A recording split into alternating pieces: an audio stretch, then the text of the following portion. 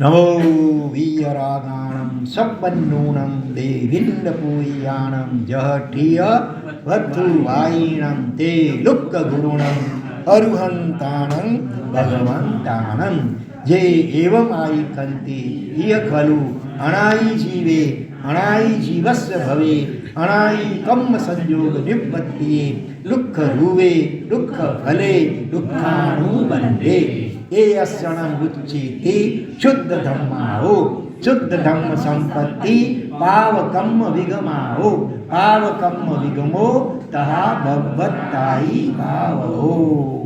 અહીં સુધી ત્રીજું વાસુત્ર પૂરું થાય છે લગભગ, અથવા થોડા હજી એક લીટી આગળ. તસ્ય પુનઃ વિવાદ સારણાણી ચૌ શરણ ગમણમ ડુક્કડ ઘરિહા શુકડાના સેવનમ હૌ કાયબ્બમિણમ હૌ કામેણમ સયાસુપનિહાણમ ભુજ્જો ભુજ્જો સંકિરે છે તિકાલ ન સંકિરે. કયા ચોથા સૂત્રમાં આવતું હશે? 3 તો શું કહે છે? આ ભગવાન અરુહંત પરમાત્મા એમણે શું કહ્યું છે? આ સંસાર કેવો છે? દુઃખરૂપ, દુઃખ ફલક અને દુઃખાનુબંધી એવો આ સંસાર.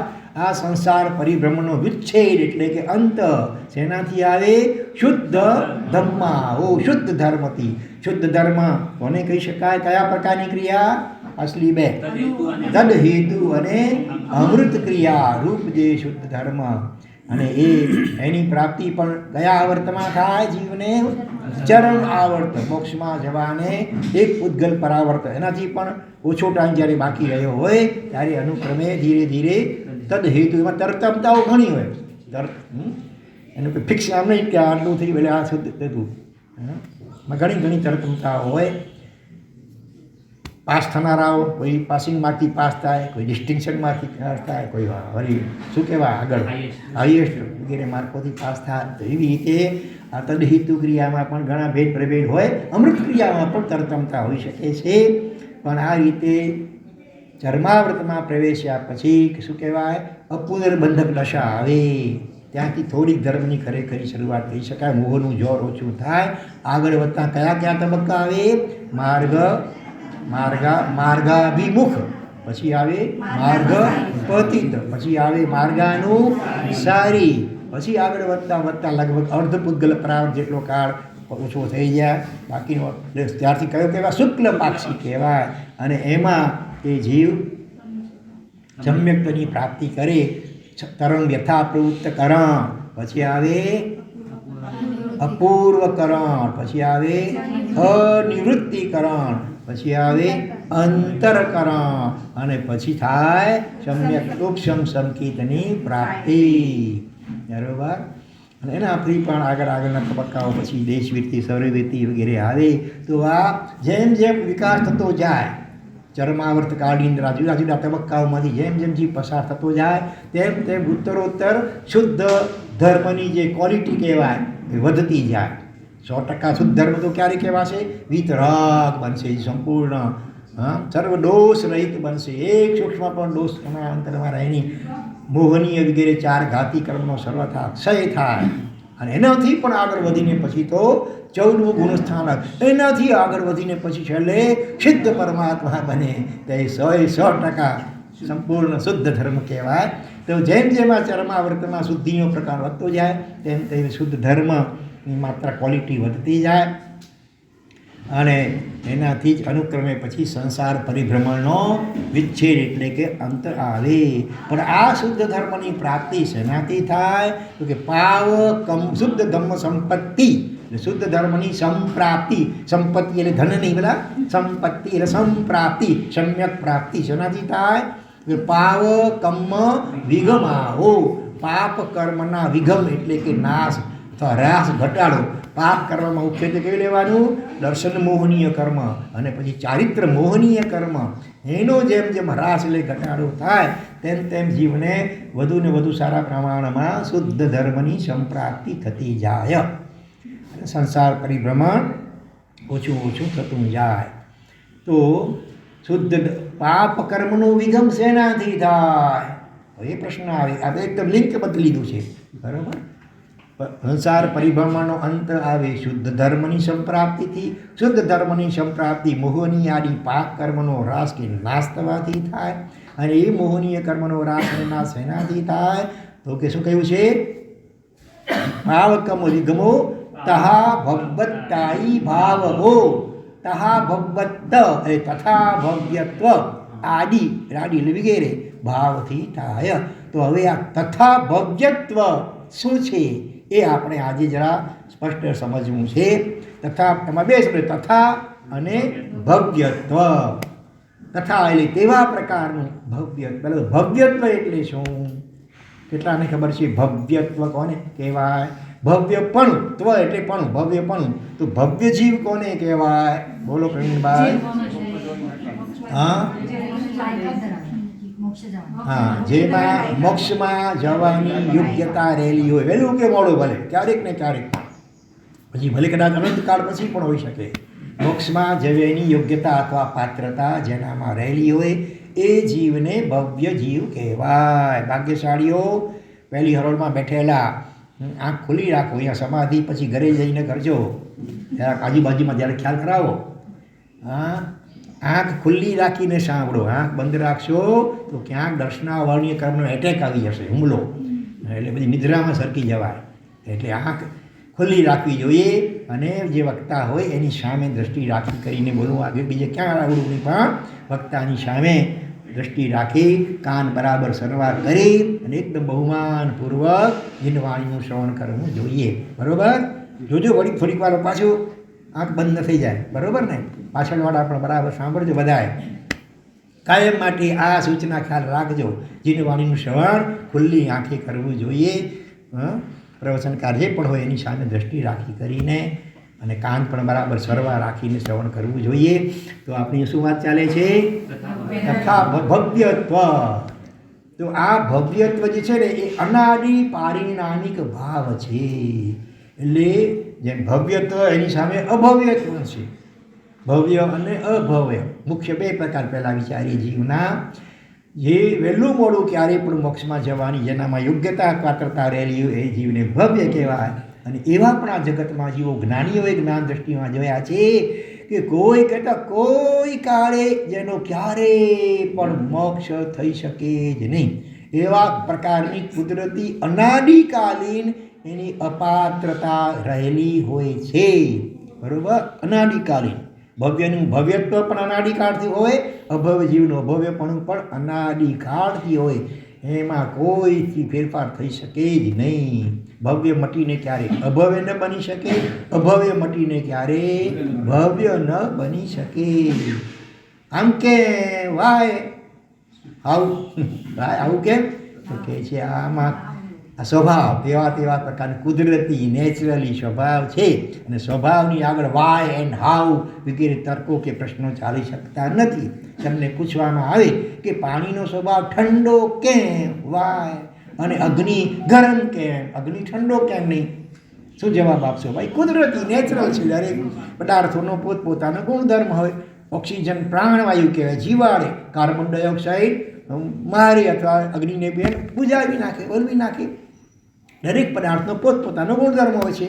પવન તીર્છો હોય, અગ્નિની જ્વાળા મોટે ભાગે ઉપર તરફ જાય. બરાબર? પાણી નીચાણ તરફ હોય. એટલે આ દરેક પદાર્થનો પોતપોતાનો ગુણધર્મ જેને કહેવાય અનાદિકાળ કુદરતી રીતે જ હોય છે. તો કેટલાક જીવો એવા હોય અનાદિકાળથી કે એ ભવ્યપણું એમાં રહેલું હોય કુદરતી રીતે જ, અને એનો વિકાસ થાય તો એ મોક્ષ પામી શકે. જ્યારે અભવ્ય જીવ કદાચ ભગવાનની દેશના સાંભળી લે ક્યારેક, ધારો કે અથવા ધારો કે દીક્ષા પણ ક્યારેક લઈ લે હો અભવ્ય જીવ, છતાંય એનો કોઈ કાળે મોક્ષ ન થાય.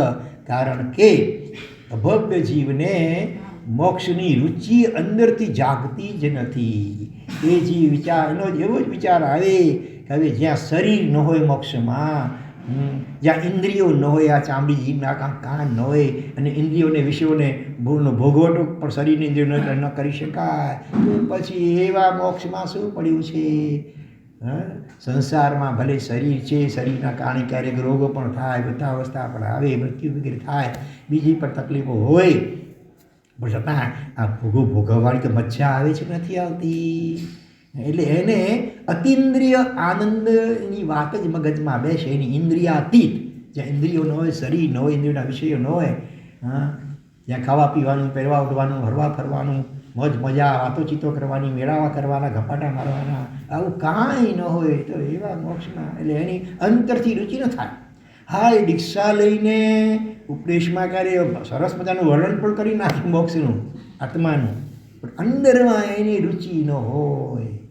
બરાબર, લોકોને રાજી કરવા, યસ માન કે મન મેળવવા, આત્માની ને મોક્ષની વાત પણ કદાચ કરી નાખે, પણ અંતરમાં એને પોતાને રુચિ કે શ્રદ્ધા હોય નહીં.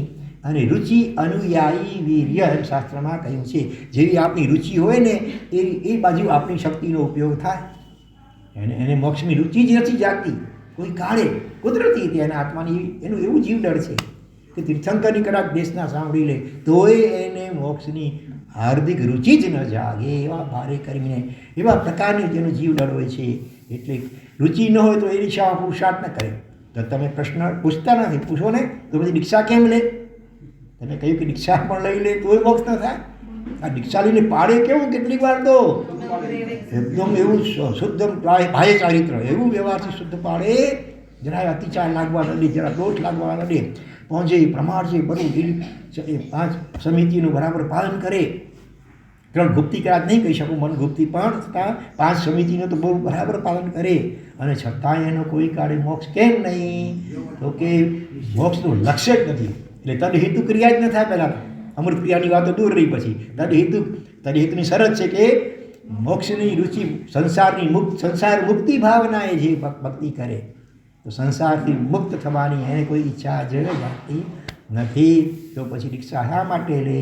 તો કે સંસાર સુખનો, ભૌતિક અથવા ભોગ સુખનો, વિષય સુખનો એવો રસિયો હોય છે કે એને જ્યારે ખબર પડે કે દેવલોકની અંદર તો એ પલ્યોપમ ને સાગરપમ જેટલા અસંખ્ય વર્ષના લાંબા મોટા આયુષ્ય હોય, અને દેવતાઓના શરીરમાં તો મળ, મૂત્ર, લોહી, માંસ, હાડ, છાણ, પરસેવો આવું કોઈ ગંદકી ન હોય, દિવ્ય એકદમ તેજસ્વી અને સુગંધમય એમનું શરીર હોય, અને પાછું એને વૃદ્ધાવસ્થા ના આવે, દેવતાઓને બીમારી પણ ના આવે, અને હોસ્પિટલમાં દાખલ થવું પડે નહીં, એનું મૃત્યુ પણ કેવી રીતે થાય? આયુષ્ય પૂરું થાય એટલે વૈક્રિય શરીરના જે પૂતગલો હોય ને હવામાં વિખેરાઈ જાય, બસ એટલું જ. ને એને બાળવું પડે, ને એને દાટવું પડે. હા, આટલી બધી ફેસિલિટીઓ, વિશેષતાઓ આ દેવલોકની અંદર હોય છે. અને એક નાટક અપ્સરાઓના કે નૃત્ય વગેરે જોતા તો હજારો વર્ષ આંખના પનકારાની જે પસાર થઈ જાય એવા દિવ્ય અદ્ભુત નૃત્યો અને નાટકો ત્યાં હોય.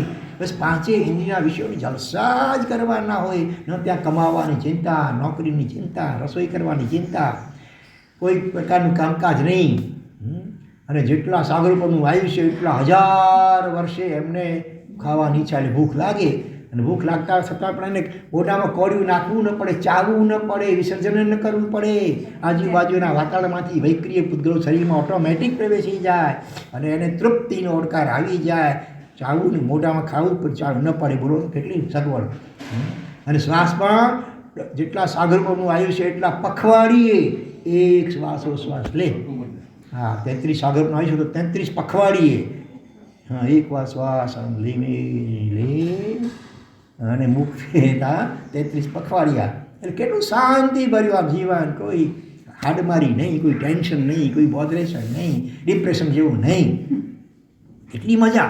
આવું બી કંઈ શાસ્ત્રમાં વર્ણ સાંભળી વાંચ્યું હોય ને, દિવ્ય વિમાન હોય, રત્નો હીરાઓ બધા ઢળેલા હોય, દિવ્ય બધી વાવડીઓ વગેરે હોય, જલક્રીડા કરવાની હોય, બાગ બગીચામાં હરવા ફરવાનું હોય, આ બધું સાંભળ્યું. એટલે સંસાર ભોગ સુખનો પાક્કો રસિક છે એકદમ. એટલે અને એ શેનાથી મળે? તો કે સંયમ જીવ લે, બરાબર દીક્ષા લે ને સારું પાડે. હા, અને સારું પાડે તો વૈમાનિક લોકો ઊંચો મળે પાછો. અને અતિચાર વગેરે લાગે તો પછી જ્યોતિષી કે ભવનપતિ કે વેંતર બને. એને તો વૈમાનિક દેવલોકના સુખો જોઈએ છે. એટલા માટે એકદમ બાહ્ય ચારિત્ર એવું શુદ્ધ પાડે, જરાય અતિચાર દોષ લાગવા ન દે. પણ છતાં આત્માનો મોક્ષનો લક્ષ્ય એને નથી, મોક્ષની રુચિ જ નથી. એ દેવલોકના ભોગ સુખોને માટે દીક્ષા લે અને વ્યવહારથી સારી રીતે પાડે પણ કરો. સાથે સાથે અને એ પણ ખ્યાલ હોય, શીશ મુંડા આવે 3 ખૂણ મટે શીશ કી ખાજ, ખાને કો લડ્ડુ મિલીને લોક કહે 2 હાથમાં લાડુ. આલોકમાં માલ પાણીને માન પાન મળે, અને પરલોકમાં દૈવી સુખ ટેકો મળે એટલા માટે એ દીક્ષા પણ લઈ લે અભવ્ય જીવ ક્યારેક. બધા લે એવું નહીં, પણ કોઈ લે પણ ખરા. અને પાછું દીક્ષા લઈને આગળ વધીને આચાર્ય પદવી સુધી પણ પહોંચી શકે ક્યારેક તો. હા, અને છતાં એને મોક્ષની રુચિ ન હોય. કેટલી આપણે આમ લાગે ને વિચિત્ર વાત લાગે, આશ્ચર્યજનક અને કરુણ વાત છે, પણ હકીકત છે. આ જ્ઞાનીઓએ જ્ઞાન દ્રષ્ટિમાં જોઈને કહ્યું છે કે એવા અનંત જીવો આ સંસારમાં અભવ્ય પણ છે.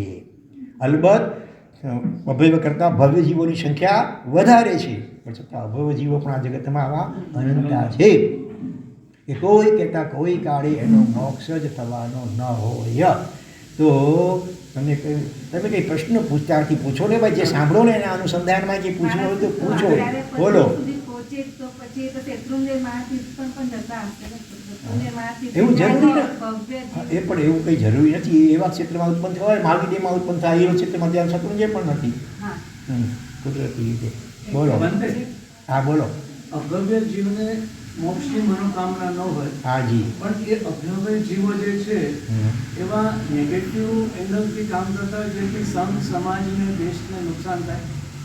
હા, એ તો હોય, પણ જ્યાં જ્યાં મોક્ષની પ્રવૃત્તિ નથી તો પછી ત્યાં નેગેટિવ દુર્ગુણો બીજા તો અનેક હોઈ શકે. એને સાંભળીને કેટલા મોક્ષે છે. અને ક્યારેક એવું બને દેશના તો એ શાસ્ત્રનું સારી આપે અને એ સાંભળી મોક્ષનું વલણ એવું જોરદાર કરે, એ સાંભળીને કેટલાક હળુકર્મી ભવ્ય જીવ હોય ને એને વૈરાગ્ય થઈ જાય અને સંવેગ મોક્ષની અભિલાષા થઈ જાય અને એ ચારિત્ર વગેરે પામીને તરી પણ જાય, છતાં પોતે પાછો બિચારો પાછળ. બોલો. ભવ્ય અને અભવ્ય જીવની ખબર કેમ પડે? Very good. હા હા બોલો. અને બીજા કંઈક પણ આ જ પ્રશ્ન હશે, બરોબર ને, કે ભાઈ ખબર કેમ પડે? એને માટે જ્ઞાનીઓએ સરસ બધા થર્મોમીટર બતાવી છે માપવા માટે. ખબર છે કેમ ખબર પડે કે હું ભવ્ય છું? બોલો. હા, જેને પ્રશ્ન એટલે પ્રશ્ન થતો એ પણ થાય કે હું ભવ્ય તો ક્યાંય નહીં હોઉં ને, જેનું કોઈ કાળી મોક્ષ નથી. બાપરે બાપ, જૈનકુળમાં જન્મ્યા, શ્રાવકપણું થયું, આગળ વધીને સાધુપણું આચાર્ય પર સુધી પહોંચે, છતાં એનું કોઈ કાળે મોક્ષ થાય તો ભૂલે છું કે મારામાં અભવ તો નહીં હોય ને. આવો ભય, આવી થોડીક શંકા, આવો પ્રશ્ન જેને જાગે તો જ્ઞાનીઓ કહે છે કે સમજો કે આત્મા ચોક્કસ શું છે, એવું ભવ્ય છે. અભવ્યને મોક્ષ સાથે લેવા દેવા જ ન હોય એટલે પછી હું મારો મોક્ષ ઘરે પણ છે એવું તો નહીં હોય ને. એને એવું કે ડર કે એને ચિંતા કે પ્રશ્ન જ ન થાય. એને કોઈ છોકરો પોતાની માને કહે છે, નાનો છોકરો, કે મમ્મી મમ્મી હું મૂંગો નથી ને, હું મૂંગો તો નથી ને. આ પ્રશ્નની અંદર જ જવાબ આવી ગયો. જો મૂંગો હોય તો આ પ્રશ્ન પૂછી શકે જ નહીં. તો અભવ્ય હોય ને એને આવો પ્રશ્ન ઉઠે જ નહીં અંતરથી કે ક્યાં હું અભવ્ય તો નહીં હોઉં ને. સમજાય ગયો જવાબ? સમજવું કે વાતમાં ભવ્ય છે અને અભવ્ય કુલક છે. આખું એક ચેપ્ટર, કેટલાક શ્લોકો છે અભવ્ય કુલકના. એની અંદર અભવ્ય આત્માને શું શું પ્રાપ્તિ ન થઈ શકે એનું વર્ણન છે. કે અભવ્ય આત્માને તીર્થંકરના હાથનું વર્ષીદાન પ્રાપ્ત ન થઈ શકે. ભગવાન ના ન પાડે કે તું અભવ્ય છે, મારે જ્યાં હાલે જવાનું ન કહે, પણ એ કુદરતી એવા દૂરના સ્થાને ક્યાં ગયેલો હોય કે ત્યાં એ પહોંચી શકે જ નહીં. તીર્થંકરના હાથનું વર્ષીદાન ચાલતું હોય ત્યારે. બીજું, એને તીર્થંકર કે ગણધરના હાથેની દીક્ષા ન મળી શકે કુદરતી રીતે. ભગવાન ના ન પાડી પણ એને ઈચ્છા જ ન થાય. તીર્થંકર અને ગણધર ભગવાન એમના હાથની દીક્ષા કુદરતી રીતે એ પામી શકે નહીં. પછી એક આમ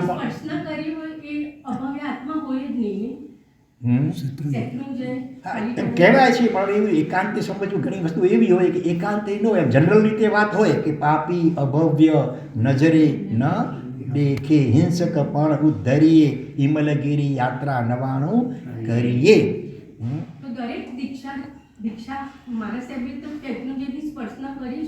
હા હા ના ભાઈ એવું પણ કહું છું ને, ઐરવદ સાંભળીને જ જવાબ. ઐરવદ ક્ષેત્રમાં જન્મ્યો ત્યાં શત્રુંજય નથી, મહાવીર ક્ષેત્રમાં જન્મ્યો તો ત્યાં શત્રુંજય તીર્થ નથી. અને નહીં પાછું દર્શન એટલે ભાવથી દર્શન, ખાલી વ્યવહારથી દર્શન નહીં. હા, હરવા ફરવા માટે જાય ઘણા, ઉલટા પાપ તરફ ચીકણા બાંધી આવે. કાંઈક પાપ મિટાવણ આવે, 12 ઘણું વળી બાંધે. એટલે આ વસ્તુ પણ સાપેક્ષ રીતે સમજવાની છે, એકાંતે નહીં. બનતા સુધી તો કદાચ વ્યવહારથી પણ કદાચ ન પ્રાપ્ત કરતો, છતાં પણ આપણે ઘડીભર માટે કદાચ વિચારીએ કે ભાઈ વ્યવહારથી કદાચ જાય પણ ખરો, પણ અંદરમાં ભાવ બહુમાન ન હોય, આદર ન હોય, ભક્તિ ન હોય, ફરવા હારવા માટે કદાચ ગયો હોય, બનવા જેવું છે, ભાવથી દર્શન ન કરી શકે એવું. પછી હા, તો તીર્થંકરના હાથની, ગણધરના હાથની દીક્ષા ન પામી શકે, વર્ષીદાન ન પામી શકે. પછી એ ધારો કે પૃથ્વીકાયમાં હોય ક્યારેક પથ્થર સ્વરૂપે, તો જેને પ્રતિમા બનવાનું સૌભાગ્ય એને પ્રાપ્ત ન થાય, એવા કોઈ દૂરના ક્ષેત્રમાં કાં તો પથ્થર એવો હોય કે જ્યારે ટાંકું લાગે એને તૂટી પડે, અને કાં સારો ભલે કદાચ પથ્થર થાય એકદમ મકરાના આરસ જેવો, પણ એવા દૂરના ક્ષેત્રમાં અને એવું ધરતીના પેટાળમાં ઊંડાણમાં રહેલું હોય એ ક્યારેય પણ એ શિલ્પીના હાથમાં પણ આવીને એ બની શકે નહીં પ્રતિમા રૂપે. એ અપકાય સ્વરૂપે હોય તો પણ ભગવાનના અભિષેક દ્વારા પરમાત્માનો સ્પર્શને પામી શકે નહીં. એ તેવકાય અગ્નિકાય સ્વરૂપે હોય તો પણ ભગવાનની ભક્તિમાં જે ધૂપ દીપમાં વપરાય એમાં એનો ઉપયોગ થઈ શકે નહીં, કુદરતી રીતે જાય. વાયુકાય સ્વરૂપે હોય તો ચામર વગેરે દ્વારા પરમાત્માને હવા રૂપે એનો સ્પર્શ થઈ શકે નહીં. વનસ્પતિકામાં હોય તો પુષ્પ વગેરે રૂપે પરમાત્માની ભક્તિમાં ઉપયોગમાં એ આવી શકે નહીં, કુદરતી એવા સ્થાને એ રહેલો હોય. આવી કેટલીય વાતો બતાવી જ પડે. એમાં એક વાત જરા આપણને આશ્ચર્ય થાય, પણ હવે એનું કારણ કંઈ સમજાવ્યું નથી. કેટલીક વસ્તુ એવી હોય ને લોજિકથી પણ ગમ્ય ન હોય, શ્રદ્ધા ગમી હોય. જે વસ્તુ લોજિક કે તર્કથી કે બુદ્ધિથી વિચારીને સમજી શકાય હોય એને તર્કથી સમજવા જરૂર પ્રયત્ન કરવો જોઈએ. પણ છતાં જગતમાં ઘણી એવી વસ્તુ હોય છે કે જ્યાં લોજિક કે તર્ક પણ પહોંચી શકતો નથી, તો ત્યાં જ્ઞાનીઓના વચનો ઉપરની શ્રદ્ધાથી આપણે એ વાતને સ્વીકારી લેવી જોઈએ. એક વાત એવી છે કે એમાં આપણને કંઈ તર્ક સમજાઈ શકતું નથી, પણ છતાં અભવ્ય કુલક વગેરેમાં વર્ણન આવે છે એટલે આપણે એને સ્વીકારવું જ રહ્યું કે અભવ્ય આત્મા ક્યારેય પણ પરમાધામીપણું પ્રાપ્ત કરી શકતો નથી. આશ્ચર્ય પ્રશ્ન થાય ને, પરમાધામી તો નરકના જીવોને ભયંકર ત્રાસ આપતા હોય, છતાં અભવ્ય કુલકમાં વાત આવે છે કે પરમાધામીપણું પણ એ પ્રાપ્ત કરી શકતો નથી. તો આવી બધી નિશાનીઓ અભવ્ય જીવને ઓળખવા માટે પણ આપેલી છે, અને એવા 7-8 દાખલાઓ શાસ્ત્રમાં આવી પણ છે અભવ્ય ના. બોલો, કોઈને કેટલા ખ્યાલ છે નામ? 9. ચાલો ભલે, 1-2-3 નામ તો બોલો, એકાદ નામ વારાફરતી બોલતા હોય. એક વાર વારાફરતી. કાલ સૌક્રિક કસા યોજના કેટલા 500 પાડા મારતો હતો, અને શ્રેણિક મહારાજા પણ એને અટકાવી શક્યા નહીં. કૂવામાં પૂર્યો તો ત્યાં માટીના પાડા બનાવી અને આમ મારે, એટલે ભાવથી હિંસા તો થઈ જ ગઈ. એટલે કાલ સૌકરિક કસાય અભવ્ય. પછી કપિલા દાસી, બરાબર. ભગવાને શ્રેણિક રાજાને કહ્યું હતું કે કપિલા દાસી જો એ દાન આપે, સુપાત્ર દાન કરે તો નરક ટળી શકે. ભગવાન જાણતા હતા કે નહીં કરી શકે, પછી એના આશ્વાસન ખાતર કહ્યું. અને પછી જ્યારે શ્રેણિક રાજાએ ઓર્ડર કર્યો, બરાબર, સાધુ ભગવાનને વિનંતી કરીને તેડી બનાવી લાવ્યા હશે, અને પછી ઓર્ડર કર્યો કે હોરા ખીર કે જે પદાર્થ છે તે પહેલાં તો એને કહ્યું મહેરબાની કરી, બીજું તમે જે કહો ઉપવાસ કરો ઉપવાસ કરી નાખો. પણ આ નેચર જેવું થઈ ગયું હોય, પોતે તો દાન ના આપે, બીજો કંઈ દાન આપતો હોય ને માથું દુખી આવતા આવી જાય. એવા જ હરેકર્મી જીવો પણ હોય છે. એટલે કે તમે બીજું જે આજ્ઞા કરશો, પણ આ મને મહેરબાની કરી આજ્ઞા ના કરો, હું નહીં કરી શકું. પણ આખર રાજાનો હુકમ એટલે પછી કરવું પડ્યું. એને ઓરાવ્યું. પછી ગયા શ્રેણી ભગવાન પાસે, ભગવાન હવે તો પડી ગઈ ને મારી, પૂછો દાસીને એને દાન આપ. અરે મારી આંખ સામે આપ્યું. આંખ ભલે આંખમાં ભ્રમ ક્યારે થઈ શકે છે, તમે પૂછો તો ખરા શું કહે છે. શું કે જવાબ આપ્યો કે મેં નથી દાન આપ્યું, પણ આ તો કડછીએ આપ્યું, ચમચાએ આપ્યું છે, મેં નથી આપ્યું. એટલે ભાવથી નથી આપ્યું, દ્રવ્યથી ભલે અપાયું. એટલે ભાવની મૂર્તિ ખાસ કિંમત છે. એટલે પેલા દાસી અભવ્યનો આત્મા. પછી પેલો સંગમ દેવતા ભગવાન આવી સ્વામીઓ પછી સ્વામીના ભયંકર રૂપ શરૂ કર્યા ને, હા, એ પણ અભવ્ય આત્મા હતો. 3. પછી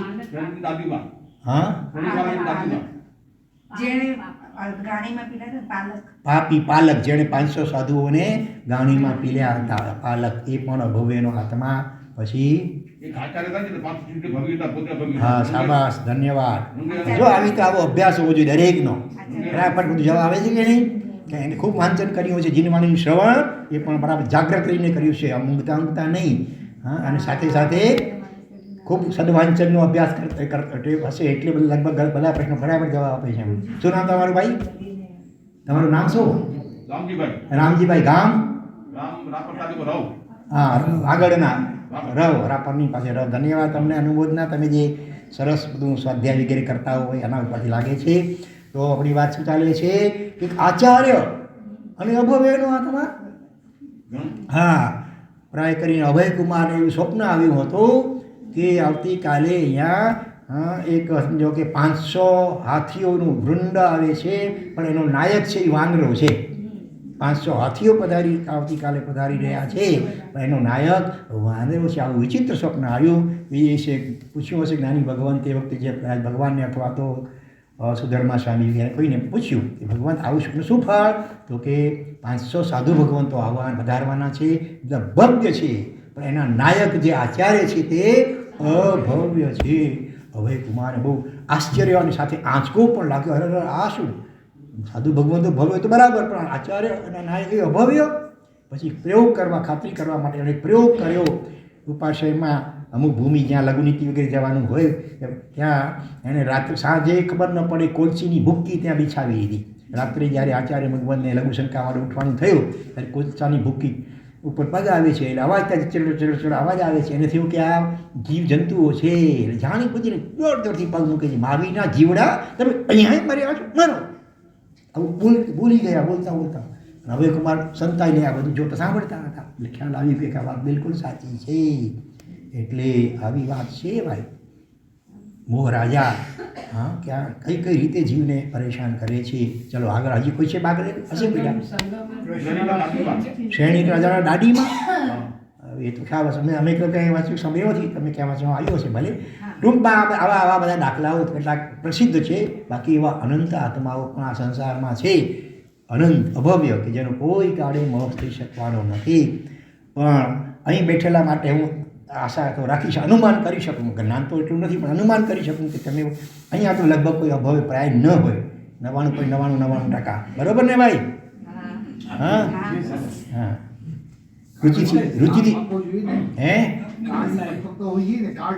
હા એની રજૂરી છે. એમાં કાળ ભવ્ય અભવ્યમાં કાળ સાથે લેવા દેવા નથી હોતો કુદરતી.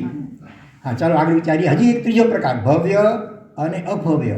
હવે કેટલાક જીવો એવા હોય છે કે ભવ્ય હોવા છતાં એનો કોઈ કાળ અનંતકાળ પછી પણ મોક્ષ થઈ શકવાનો નથી. છે ભવ્ય, એનામાં યોગ્યતા રહેલી છે, પાत्रતા રહેલી છે, એનો જીવડળ એવું છે કે એ મોક્ષમાં જઈ શકે પણ છતાં અનંતકાળ પછી ક્યારેય પણ મોક્ષમાં જઈ શકવાના નથી. ખબર છે શા માટે? હે હા એ અવ્યવહાર રાશિ સૂક્ષ્મ નિગોડ એમાંથી બહાર નીકળવામાં એનો નંબર ક્યારે લાગી શકવાનો નથી. કારણ કે એક નિગોર પણ ક્યારેય પૂરી ખાઈ શકવાની નથી. તો એક ગોલામાં અસંખ્ય નિગોદો અને એવા અસંખ્ય ગોલાઓથી આખું વિશ્વ 14 રાજનું ભરેલું પડ્યું છે. એટલે કોઈ કાળે એ વ્યવહારમાં પૃથ્વી પાણી વાયુ અગ્નિ વનસ્પતિ બેન્દ્રિય અને મનુષ્ય ગતિ સુધી પહોંચી શકવાનો જ નથી. અને મોક્ષમાં જવા માટે એકમાત્ર કઈ ગતિ? મનુષ્ય ગતિ છે. દેવગતિ, દેવલોકમાં દેવો પણ સીધા ડાયરેક્ટ મોક્ષમાં જઈ શકતા નથી. ભલે નથી સૌથી ઉપરનો દેવલોક હોય સર્વાત સિદ્ધિમાન કે જ્યાં માત્ર એકાવતારી દેવ રહેતા હોય છે, સમ્યક દ્રષ્ટિ હોય છે, આત્મચિન્મતમાં લીન હોય છે, છતાં પણ ડાયરેક્ટ. અને ત્યાંથી લગભગ 12 યોજન દૂર છે સિદ્ધશિલા તો સર્વાથી વિમાનથી. જ્યાં દેવોમાં તો છલાંગ લગાવી જઈ શકે. શક્તિ કેટલી હોય? એક સેકન્ડમાં તો લાખો ગાઉ પણ કાપી શકે પણ છતાં ત્યાં સીધા જઈ શકતા નથી. અને ધારો કે મોક્ષ કસત કલ્પના કરીએ કોઈ દેવાત્મા પહોંચી જાય સીધો છલાંગ મારી સિદ્ધશિલા ઉપર તો અનંત આનંદ મળી જાય. ત્યાં એવું કંઈ પદાર્થો નથી કે જ્યાં સિદ્ધશિલા ઉપર જવાથી અનંત આનંદ બધાને મળી જ જાય. અને બીજી એક વિચિત્ર વાત એ પણ છે કે આપણે બધા સિદ્ધશિલા ઉપર કેટલી બધી આવ્યા છીએ? એક વાર, બે વાર, 4 વાર, અનંતવાર. કેટલાકને ખબર છે, થોડાકને 10% મને ખાલી ખબર હશે ને જવાબ, બાકીને ખબર નહીં હોય. અને જવાબ કોને ખબર નથી. આપણે બધા અનંતવાર સિદ્ધશિલા ઉપર જે અનંત સિદ્ધ ભગવંતો રહેલા છે બરાબર ત્યાં આપણે પણ અનંતવાર જઈ આવ્યા છીએ.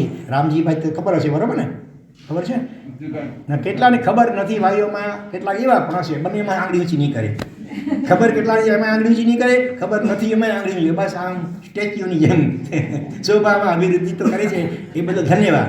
બહાર ક્યાંય એમ બેઠા ઓટલીને ગપાના મારે એના કરતાં ભલે અહીંયા ઓગી પણ બેઠા હોય ને તો એ સારું છે. એના પરમાણુ એને સૂક્ષ્મ રીતે પણ સારી અસર કરતા હશે. પણ જરા એલર્ટ થઈને સાંભળો તો વિશેષ લાભ થાય. તો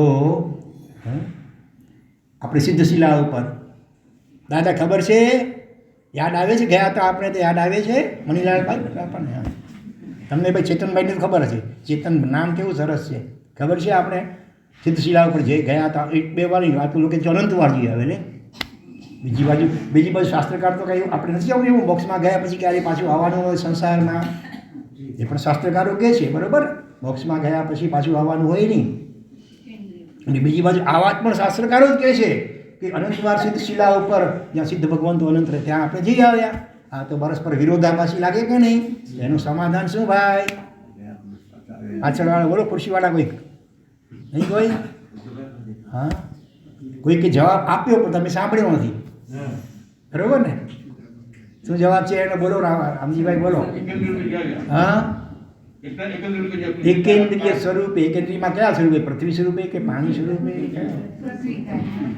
પાંચે પૃથ્વી કાય, અપકાય, તેજકાય, વાયુકાય અને વનસ્પતિકાયમાં 2 પ્રકાર મુખ્ય છે ને, એમાં કયો વનસ્પતિકાય લેવાનો? સાધારણ વનસ્પતિકાય. પ્રત્યેક વનસ્પતિકાય સ્વરૂપ નહીં. તો આ 5 સ્થાવરો એના 2 પ્રકાર મુખ્ય છે, એક બાદર અને બીજા સૂક્ષ્મ. નરી આંખે જે દેખાય છે પૃથ્વી કે પાણી કે અગ્નિ કે હવાનો સ્પર્શ થાય છે એ બધા વનસ્પતિ, એ બધા બાદર એટલે સ્થૂલ છે. પણ બીજા પ્રકાર છે સૂક્ષ્મ. સૂક્ષ્મ પૃથ્વી, પાણી, વાયુ, અગ્નિ ને વનસ્પતિ એ એવા સૂક્ષ્મ છે કે માઇક્રોસ્કોપ ગમે એવું પાવરફુલ એનાથી જોઈ શકાય નહીં. અહીં આઇટમ બોમ્બ ફૂટે ને તો એ જીવો ઈજા ન થાય, અગ્નિ પટાવવામાં આવે એ જીવો બળે નહીં, તલવાર ધારડા વીંજવામાં આવે એ જીવો કપાય નહીં. એટલા સૂક્ષ્મતમ જીવો હોય છે. અને એ ક્યાં રહેલા હોય તો 14 રાજલોકમાં સર્વત્ર.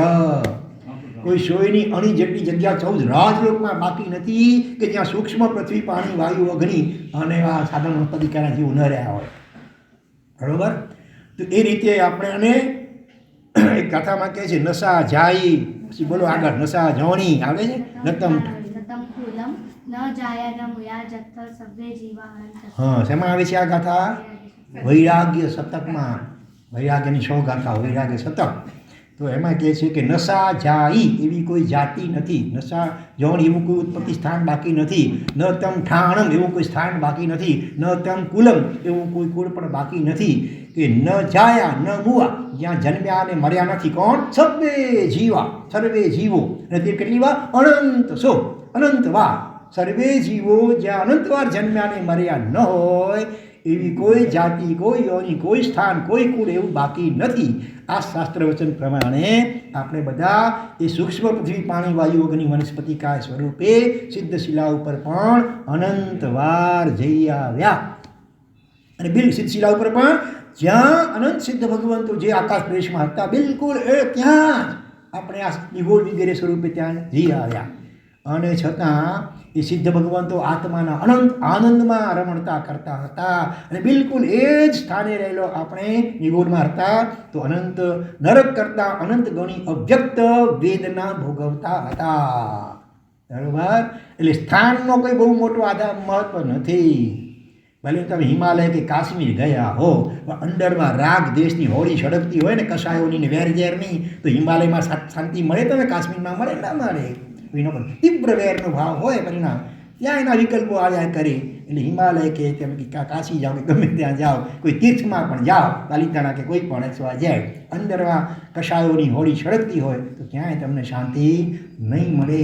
અને કસાયો જે ઉપશાંત થયેલા હશે અને કદાચ નરકમાં પણ જવું પડ્યું હશે, સમ્યક દર્શન હશે જીવનમાં, અનંત અનુમતિ કસાયનો ઉપશમ થયેલો હશે, પણ પૂર્વે આયુષ્ય સંકિત પામ્યાથી પહેલાં નરકનું આયુષ્ય જેમ શ્રેણી કલાનું બંધાઈ ગઈ, બરાબર? અત્યારે પહેલી નરકમાં છે, ભાવિમાં તીર્થંકર થવાના છે. પણ પરમાધામી તો એમને પણ ત્રાસ ભલે આપતા હોય, પણ છતાં બીજા જીવો ભયંકર આર્તરોદન કરીને વળી નવા કર્મ ઉપાદન કરતા હોય. જ્યારે સમ્યક દ્રષ્ટિ આત્મા નરકમાં પણ હોય તો એ સમજે છે સમ્યક દ્રષ્ટિના પ્રભાવે કે આ મારા પોતાના જ પાપ કર્મનું પરિણામ છે, માં પરમાધામી વગેરે કે નિમિત્ત માત્ર છે, એટલે એના ઉપર દ્વેષ ન થાય. પરમાધામી અને બીજા નારકી જીવો પણ ત્રાસ આપતા હોય એકબીજાને, તો એ પણ સમ્યક દ્રષ્ટિ આત્માને એમના પ્રત્યે પણ સમજે નિમિત્ત માત્ર છે, બાકી મૂળ તો મહારાજ પોતાના પાપ કર્મ જવાબદાર છે ઇત્યાદિ સમજી અને સાથે સાથે શરીરથી ભિન્ન આત્માનો અનુભવ પણ એમણે પૂર્વે કરેલો હોય, એના પણ સંસ્કાર હોય, એના કારણે પણ એ નરકના ભયંકર દુઃખોની વચ્ચે પણ સમતામાં રહી શકતા હોય છે. અને જે ભારે કર્મીની મિથ્યા દૃષ્ટિ કે અભવ્ય વગેરે જીવો હોય એ સિદ્ધશિલા ઉપર કેટલાક દેવલોકમાં ઘણા ગયા હોય ને ત્યાં એને શાંતિ કે સુખ ન હોય. બોલો, દેવલોકમાં પણ ત્યાં રાગ દ્વેષ ઈર્ષ્યા અને કાલે લડાઈ ઝઘડા ત્યાં થતા હોય, એકબીજાની દેવીઓનું અપહરણ દેવતાઓ પણ કરતા હોય. એટલે સ્વર્ગમાં કે જીવ સિદ્ધશિલા ઉપર પહોંચી જાય કસાયો સાથે, તો ત્યાં એને સાતા હોતી નથી. અને કસાયોનો ક્ષયોક્ષમ કરી અને સંકિત પામ્યા પછી કદાચ પૂર્વે બંધાઈ ગયેલા આયુષ્યના કારણે નરકમાં પણ હોય તો પણ ત્યાં ક્ષમતાપૂર્વક જીવ પસાર થઈ શકે છે. એવો પ્રભાવ આ સંકિત વગેરેનો છે. તો શું વાત આપણી ચાલે છે અત્યારે? ભવ્ય જાતિ, ભવ્ય જાતિ, જાતિથી ભવ્ય છે, બરાબર. જાતિ એનો ક્વોલિટીથી આમ ભવ્ય છે, પણ એ સૂક્ષ્મ નિગોડમાંથી અવ્યવહાર રાશિમાંથી ક્યારે પણ વ્યવહાર રાશિમાં આવવામાં એનો નંબર લાગી શકવાનો નથી. માટે એ જીવો ભવ્ય હોવા છતાં પણ કોઈ કહેતા કોઈ કાળે મોક્ષમાં જઈ શકવાના નથી, બરાબર. તો અત્યારે આ હોલમાં એકાદ જીવ પણ જાતિ ભવ્ય હોઈ શકે ખરો? ચાલો હોલમાંની દેવલાલીમાં, નાસિકમાં, મહારાષ્ટ્રમાં, ભારત દેશમાં, એશિયા ખંડમાં, તીર્છાલોકમાં, બરાબર, તીર્છાલોક ના હોઈ શકે, હોઈ શકે. એટલે અત્યારે આપણામાંથી ન હોઈ શકે. અહીંયા બેઠા શ્રોતાઓ તમે જે બેઠેલા છો ને, શ્રાવક શ્રાવિકાઓ કે અમે, એમાંથી કોઈ જાતિ ભવ્ય હોઈ શકે નહીં. પણ અહીંયા સૂક્ષ્મ નિગુણના જીવો તો હોય ને, અહીંયા પણ સૂક્ષ્મ નિગુણના જીવ સરસ રહેલા છે, એ અભવ્ય હોઈ, જાતિ ભવ્ય હોઈ શકે. પણ આપણે જે મનુષ્ય બેઠા છીએ એમાં એક પણ જીવ અત્યારે, કારણ કે એ મનુષ્ય બની શકે નહીં બિચારો. જાતિ ભવ્ય તો કાયમને માટે સૂક્ષ્મ નિગુણમાં જ હોય. એ પૃથ્વી પાણી વાયુ અગ્નિ રૂપે પણ ન બની શક્યો હોય બિચારો. તો આ જ ભવ્ય અભવ્ય જાતિ ભવ્યની વ્યાખ્યા બરાબર સમજાઈ ગઈ. હજી બીજા બે પ્રકાર વિચારીએ ભવ્યમાં પણ. જાતિ ભવ્યની એ સિવાય બીજા ભવ્યના બીજા પણ બે પ્રકાર વિચારી શકીએ. એક ખબર છે કોઈ બીજા બે પ્રકાર કયા કયા? જાતિ ભવ્ય સિવાય ભવ્ય જીવાના હજી બીજા બે પ્રકાર કહેવાય તો કયા કહી શકાય? એક હોય દુર્ભવ્ય અને બીજું એનોથી ઓપોઝિટ આસન્ન ભવ્ય. સંસ્કૃતમાં આ ડબલ આસન્ન, આ ખાલી આસન્ન નહીં, આસન્ન. આસન્ન એટલે નજીક. ખાલી આસન હોય તો બેસવાનું કટાશનું આસન, ડબલ ન હોય આસન્ન તો થાય નજીક. અર્થ સંસ્કૃતમાં થતો હોય છે. છઠ્ઠું સ્મરણ ઓમ નમો દેવ દેવાય, એમાં જરા બોલો તો સ્તંભય સ્વાહા. હા, મોટે ભાગે ગડબડ થાય ઉચ્ચારમાં. સન્ન કોટી બોલો, સન્ન કોટી.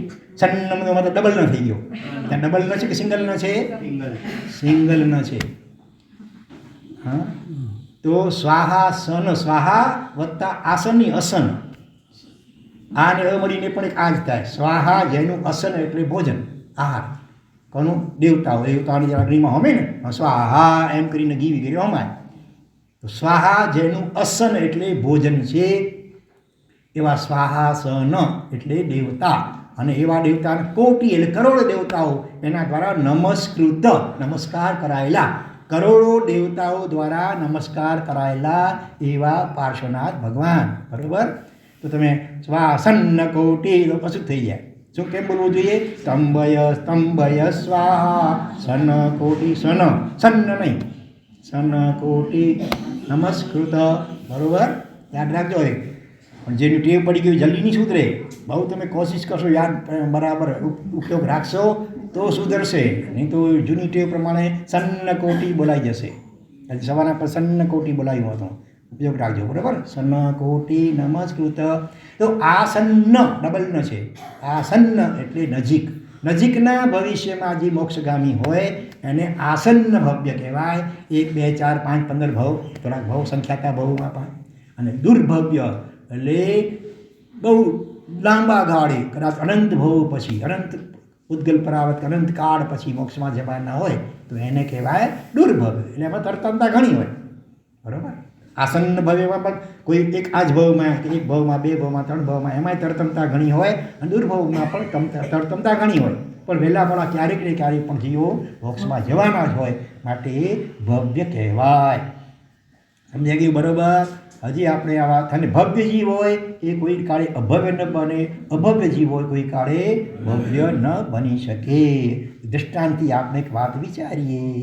કેળું હોય, કેળું, બરાબર. કાચું કેળું હોય તો કે એમાં મીઠાશ હોય? ન હોય, લગભગ ન હોય. કાચો, એકદમ કાચો કેળો હોય તો મીઠાશનું મોડું હોય, ફીકું હોય.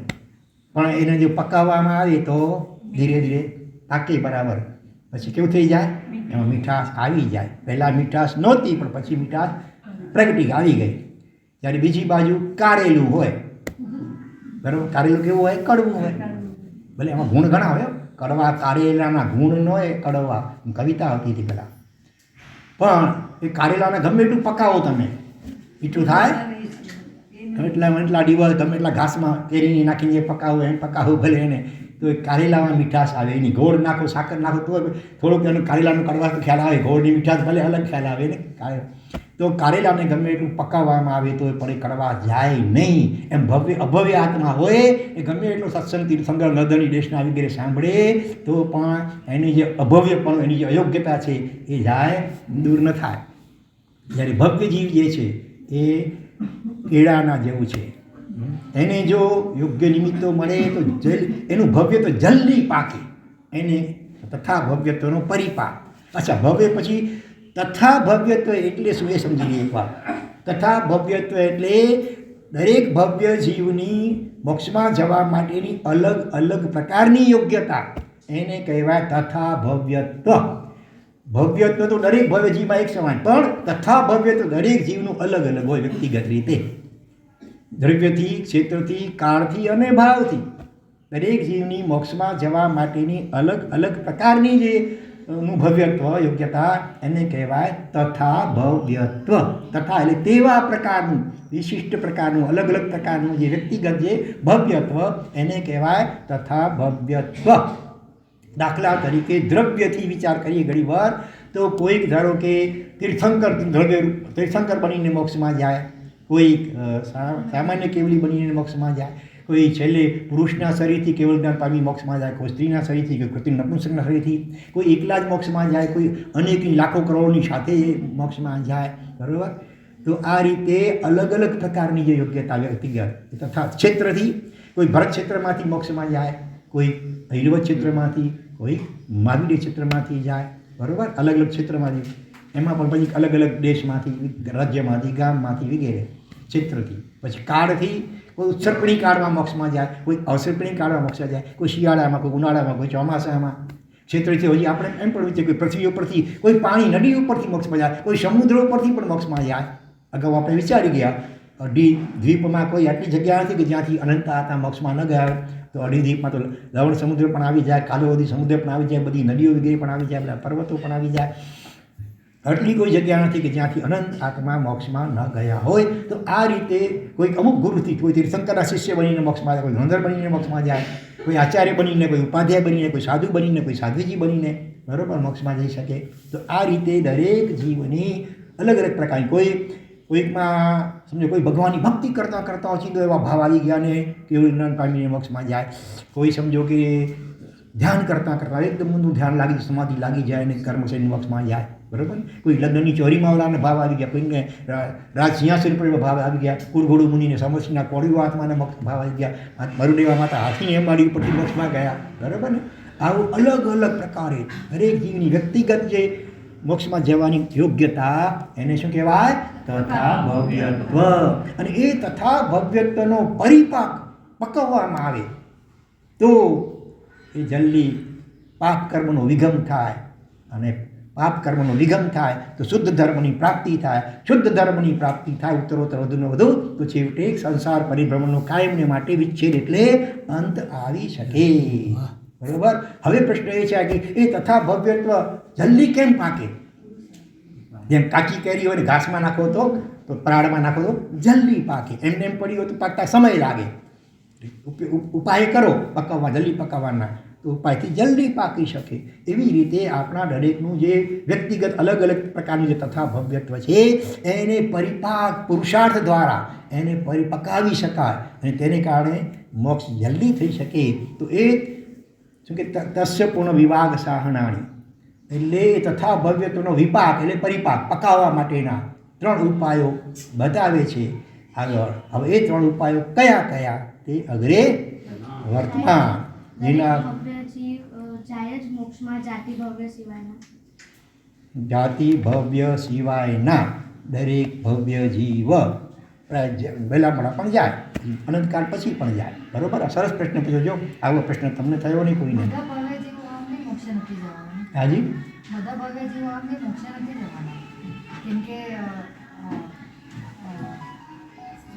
સિદ્ધ એટલે મોક્ષ બ્રહ્માંડ જે એનો અનંતનો ભાગ છે ને અનંત ભાગમાં બી બધા અલગ અલગ ભાગ છે ને પહેલું અનંત બીજું અનંત આઠમું અનંત તો ખાલી પહેલા કે બીજા અનંત સુધી સીધે જવાના છે અને આમ ભવી જીવોની સંખ્યા વધારે છે એટલે બધા ભવી બી મોક્ષે નથી જવાના બરાબર આવું પણ ક્યાંક વાંચેલું છે બરાબર સાચી વાત છે તમારી પ્રશ્ન પણ સરસ પૂછ્યો એને પણ ક્યાંક સાંભળ્યો છે લાગે છે વાંચ્યું છે સાંભળ્યું છે કે અત્યારે પ્રશ્ન થયો ઓટોમેટિક વેરી વેરી ગુડ અનુમોદના અનુમોદના અનુમોદના વારંવાર અનુમોદના અનુમોદના અનુમોદના વારંવાર 2 વર્ષ તપોવનમાં પણ ભણેલો છે અત્યારે પણ એના વૈરાગ્ય શતક થઈ ગયો હવે અત્યારે ઇન્દ્રિય પરાજય શતક અત્યારે ચાલે છે અને બપોરની વાસનામાં રોજ ઇન્દ્રિય પરાજય શતકની લગભગ 3 ગાથાઓના એનું અર્થ વિવેચન પણ ચાલે છે અડધો કલાક લગભગ અને પછી અડધો કલાક મુહૂર્તથી મહાબિનિષ્ક્રમણ દીક્ષાનું મુહૂર્ત નીકળે ત્યારથી માંડીને મહાબિનિષ્ક્રમણ દીક્ષા લે ત્યાં સુધીમાં મુમુક્ષુ દીક્ષાર્થી કેવું વર્તન કરવું જોઈએ શું કરવું ન કરવું દીક્ષા લીધા પછી પણ એ કેવી રીતે એનું પાલન કરવું જોઈએ એ વિશે વિગતવાર વિસ્તારથી વાસના ચાલે છે ધીરે ધીરે થોડી થોડી સંખ્યા આવે છે વધારે છે 4 થી 5 જેને પ્રણ કરો સમય છે બપોરે 4 થી 5 ભાઈઓ બહેનો બધા આવી શકો છો તો હવે આપણે ત્રીજો વિભાગ તરીકે રોજ જે અલગ અલગ સરસ મજાના ભક્તિ ગીત ક્યારેક બોધદાયક પ્રેરક ગીત ક્યારેક આધ્યાત્મિક ગીત એમાં ગઈકાલે જે આપણે સરસ મજાનું આપણા અનંતકારી રાષ્ટ્રસંત ગુરુદેવશ્રીએ બનાવેલ જે સ્તવન બોલ્યા હતા અને તમારે બધાની પણ ડિમાન્ડ છે ઓફર છે કે મારા 3 દિવસ મિનિમમ આજ બોલજો એટલે આપણે હવે અત્યારે ગઈકાલે હા કોઈએ કન્ટેસ્ટ કર્યું છે ભાઈ મળી તો ગયું છે ને બધાને લગભગ હવે હે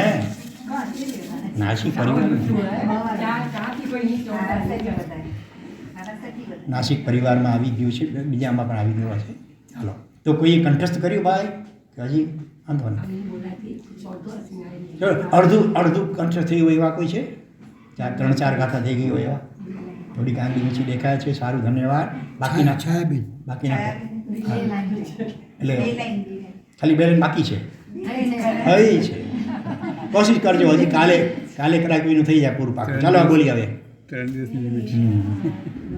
હે આત્મન હવે તો જોઈને બધા બોલશો જોઈને સાથે જ બોલો બરોબર હે આત્મન મેરે તું आत्मा में सदा रहना हे आत्मन मेरे को आत्मा में सदा रहना सुख चैन तू पाएगा कहीं और न जाना तू हे आत्मन मेरे तू आत्मा में सदा रहना अनादिकाल से तो परद्रव्य में ही रहा शुभ अशुभ भावों से आखिर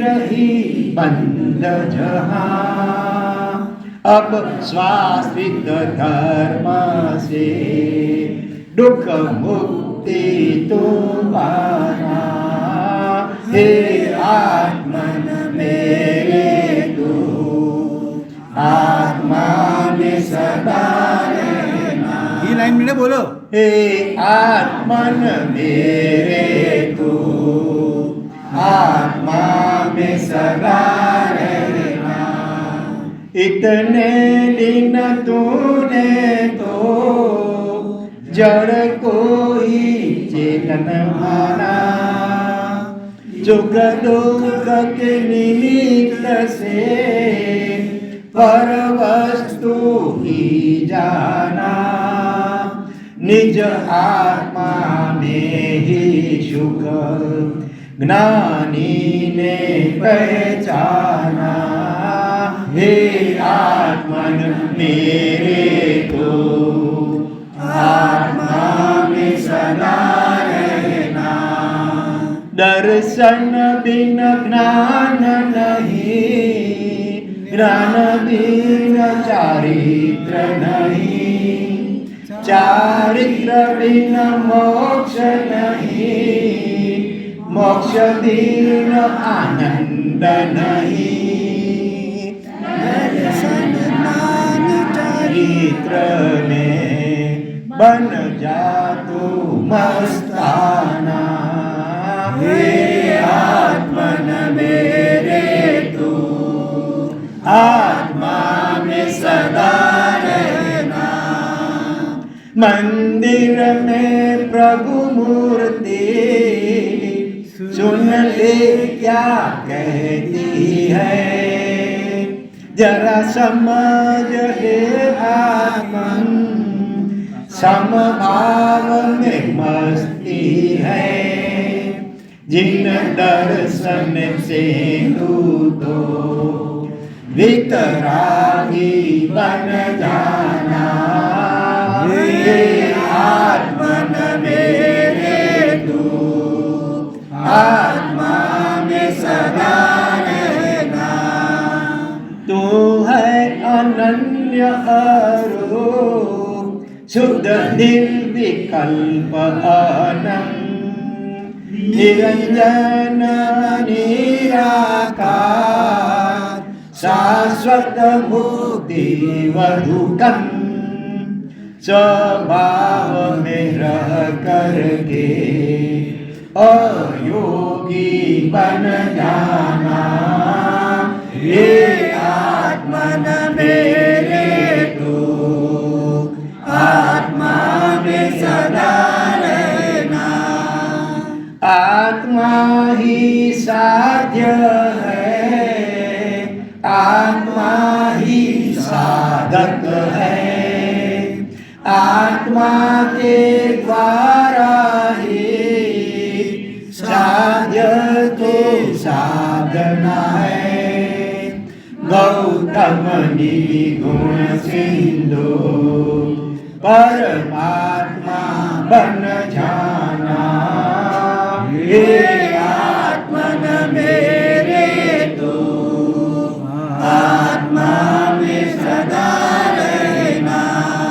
सुख चैन तू पाएगा कहीं और न तू जाना, हे आत्मन मेरे तू आत्मा में सदा रहना।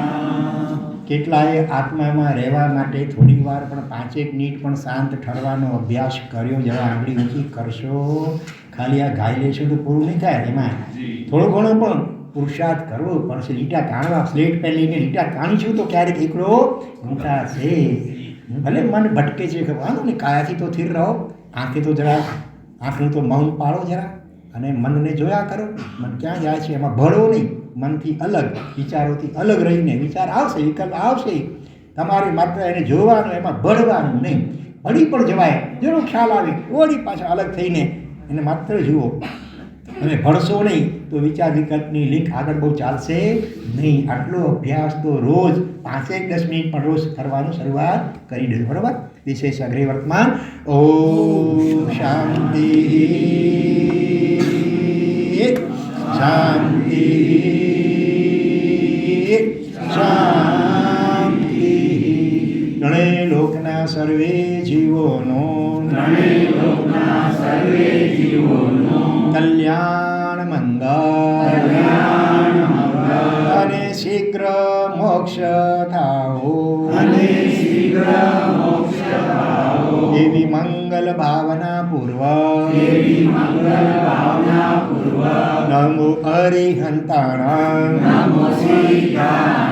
નમો આયર્યાણામ, નમો લોએ સબ સાહુણામ, સબ પાવપણાસણો પરમં હોઈ મંગલમ. નમો સિદ્ધાણામ, નમો ઉવજ્જાયાણામ, येषो पञ्चनमुक्कारो मङ्गलानं च सर्वेशे नमो अरिहन्ताणां नमो आयर्याणां नमो लोये सपसाहुणां सपपावपणासनो कडवं होई